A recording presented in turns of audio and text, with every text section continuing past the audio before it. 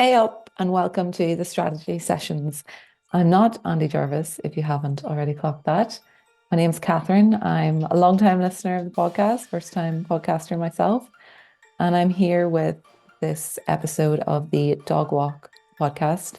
Huge thank you to Andy for having me as the host for this great episode.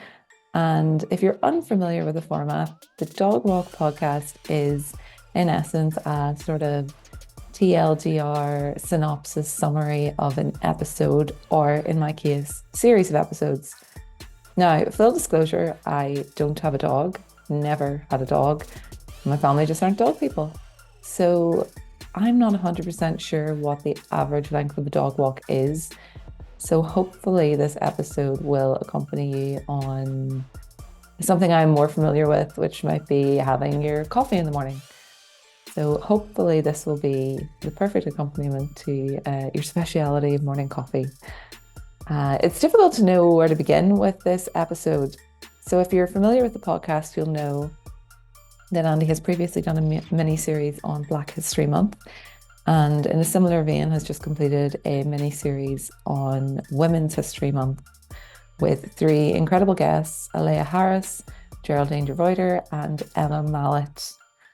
So where do we begin when there's a smorgasbord of insights, knowledge, and takeaways, and downright incredible anecdotes in some cases?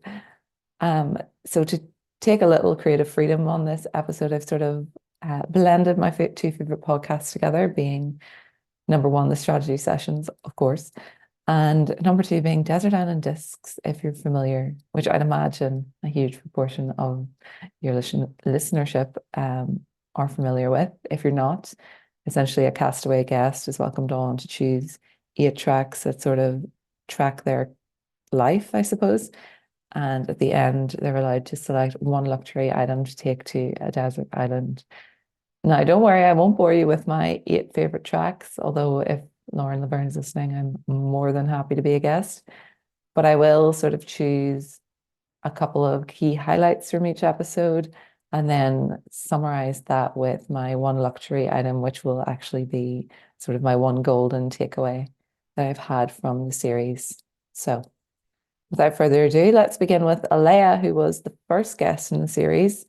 She is founder and CEO of the Evolution Collective, a bioenergetic business coach, which if that doesn't have you hooked from the get-go, I don't know what will.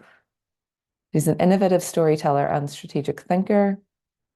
And if I were writing this woman's bio, I'd also add in that she's the CEO of Bringing the Energy. Honestly, this woman is full of verve, a complete tour de force, and one that shouldn't be missed. So in the episode, Andy covered everything from the secret to successful public speaking, using stories to build your organization, and succeeding through adversity, amongst much other key insights. This woman is incredibly interesting. In fact, it's a kind of resource I wish I had had at the beginning of my marketing career, as is a lot of the episodes, in all honesty.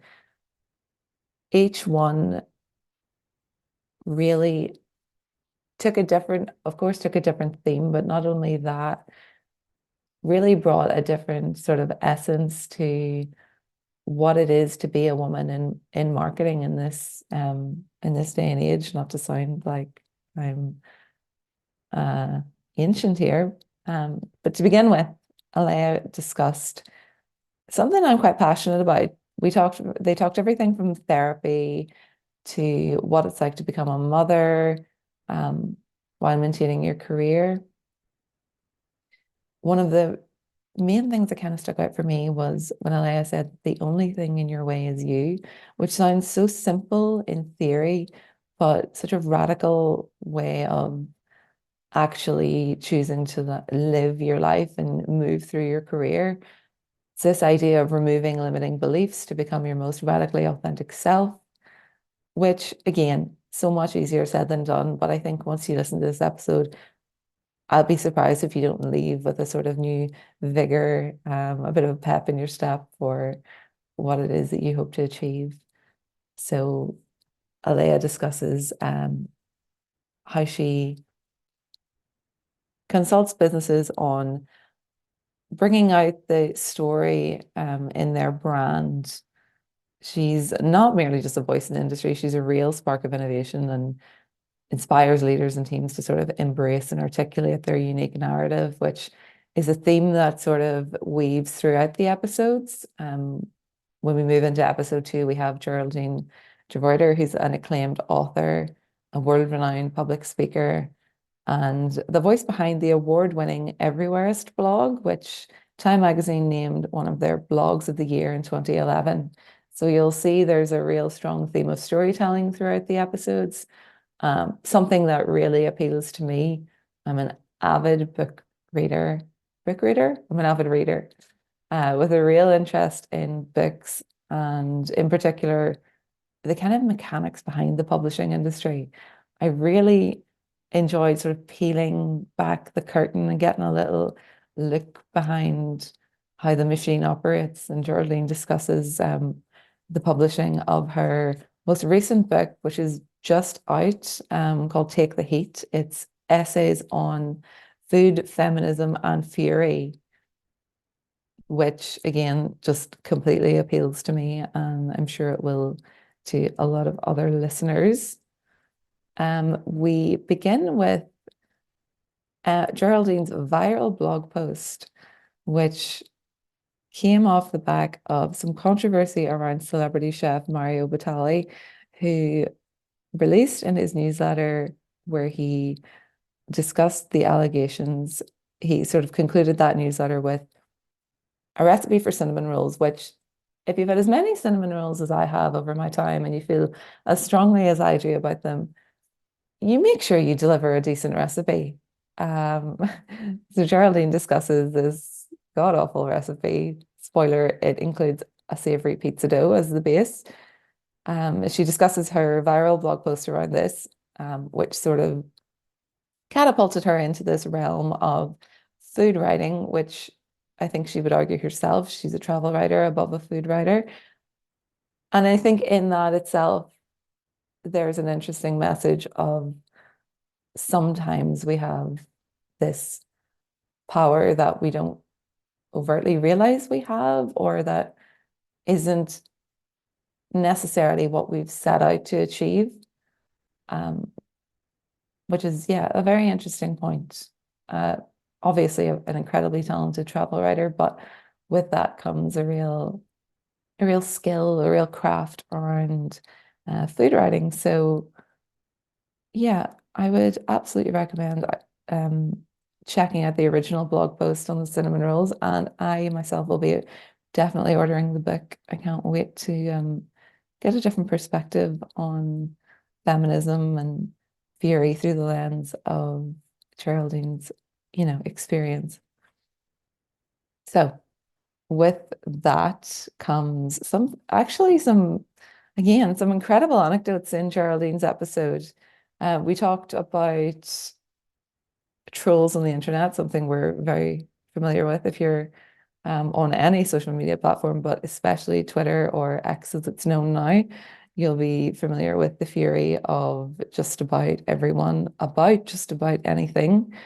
Who would have thought that Geraldine's experience of discussing essentially somebody who had crashed her aunt's funeral in what can only be described as a look. Geraldine tells us that she arrived in a pink mini dress and a white hat, which, I mean, if you're going to get crashed a funeral, make it a bit more reserved than that. But yes, Geraldine discusses her experience of having someone get crashed the funeral. She then took to Threads, I think it was, to discuss like the bizarre realities of it all and to sort of, I suppose, make people aware. Does anyone know who this woman is? What were her intentions?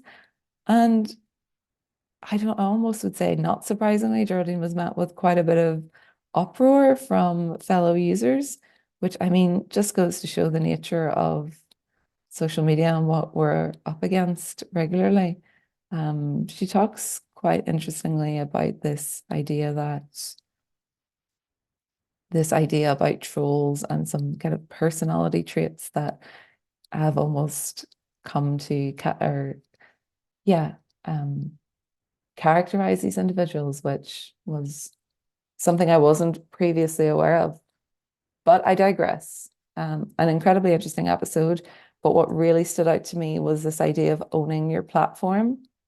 So I'm a huge fan of long form content. I've been reading blogs since the heydays of like the UK beauty blogging scene back when you had your Zoella um, at her peak.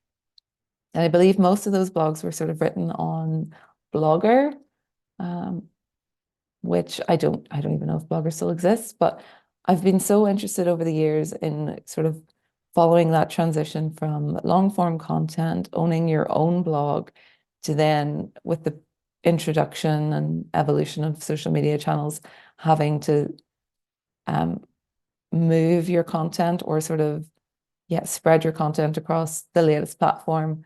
I suppose the most recent being the likes of TikTok.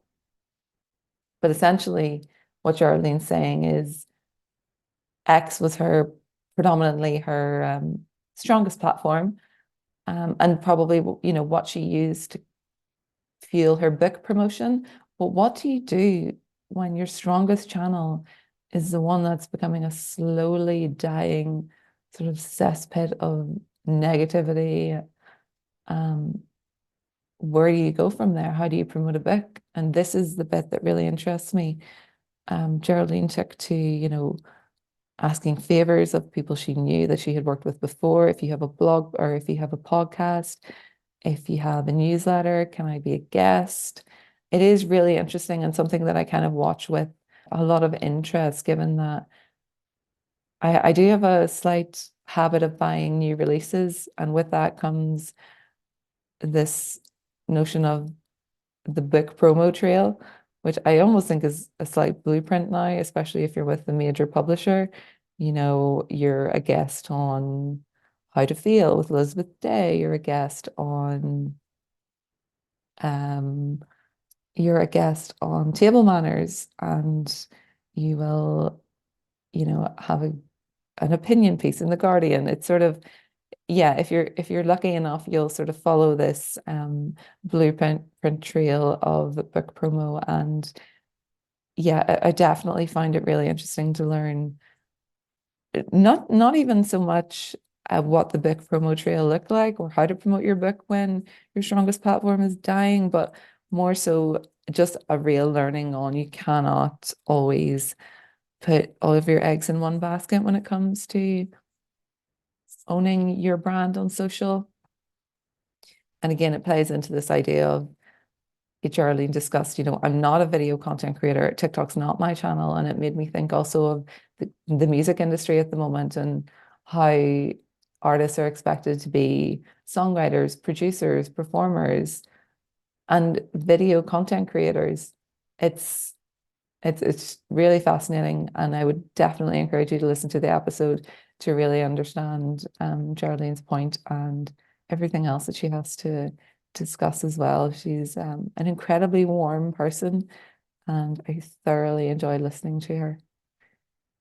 And then we move on to the final guest of the series, which was Emma Mallett. She is a marketing and business development for a B Corp. She also helps young marketers build a career via her Concrete Club platform and podcast. Emma is the type of person that from this episode, I believe, can really make a change in business. Definitely the kind of mentor, again, that I wish I had at her age. She's accomplished an incredible amount of things in her career already. And I think she's only in her early 20s. Honestly, there's so much more to come from Emma, and I'm really excited to follow along her journey. Also, on a side note, from looking her up on LinkedIn, I've never seen a bio with so many notable accomplishments and achievements and professional sort of involvement, I suppose.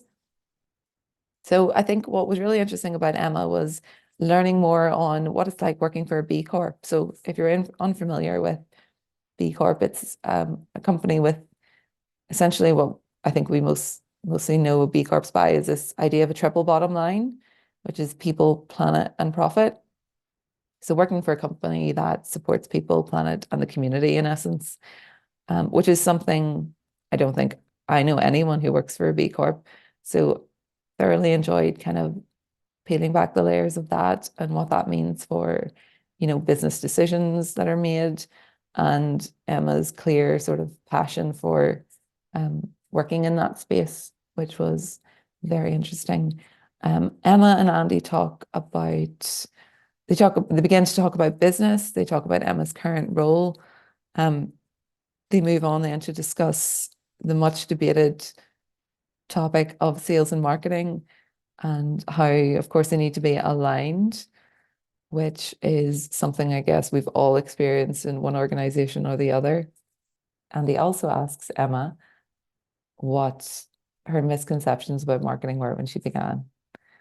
And as someone who's still relatively early on in their career in marketing myself, what really, really stuck out to me was when Emma discussed how she has been emboldened to speak out in business and at, a relatively young age herself as, able to make business decisions and contribute to business decisions that I think a lot of us might actually shy away from, especially in those times in our careers.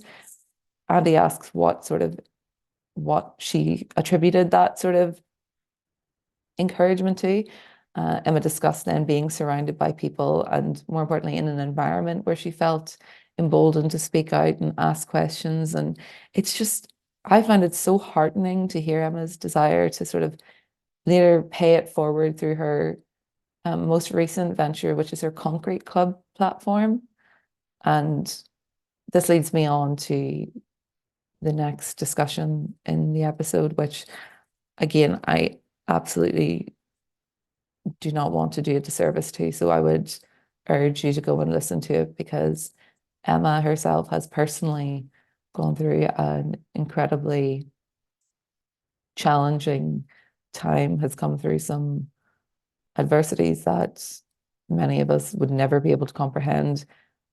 But I suppose from that has developed an incredible idea in her Concrete Club platform, which, as I've said, is her way of paying it forward for the future generations and making accessible content to those who have perhaps experienced the adversities or similar sort of adversities that Emma has. In the episode, they delve into some complex topics around PTSD, mental health, and how Emma has essentially, rebuilt herself to the person she is today, all while, maintaining this, what can only be described as, a positive outlook on life and business. And that's where I come back to saying that I just can't wait to see what she does next. A really, really insightful individual, for sure, and one to watch. Now, if you've made it this far, I hope I haven't bored you. I'm going to round off this episode with my key takeaways, which, again, if you're familiar with Desert Island Discs, you'll know you choose one luxury item to take to the island with you. And I'm spinning that on its head, and I'm going to take this as my sort of golden nugget that I'm going to move forward with, and something that I've taken from this mini series. And I know it's a marketing podcast, and perhaps from what I've discussed so far, that's not maybe been all that clear. And that's kind of the point for me. It's a business podcast, it's a marketing podcast. The ladies have spoken incredibly well about their marketing careers, but my sort of takeaway from it all is just the multifaceted nature of a career. So we had Aleya talking about her career path, what took her to where she is today. We had Geraldine talk about her passion and how that sort of turned into this beast overnight by a viral post. And then we have Emma, who talks about, personally the challenges as well as the opportunities that she's been afforded throughout her studies and early years in her career.